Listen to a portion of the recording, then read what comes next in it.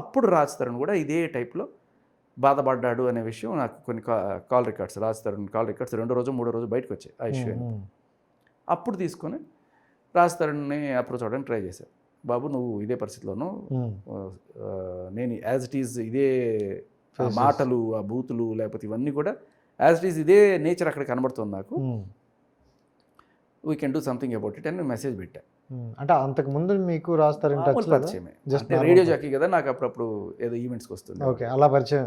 వినాయక చవితి పూజలకి అట్లా గెస్ట్గా హీరోని ఇన్వైట్ చేస్తాను కదా, అలా వచ్చి కాసేపు డ్యాన్స్లు వేసుకుని వాళ్ళ సినిమాలు ఏమైనా ఉంటే ప్రమోట్ చేసుకుని వెళ్ళిపోయేవాడు. నేను పెట్టినప్పుడు కూడా పెద్ద రెస్పాండ్ అవ్వాలా రాస్తాడు.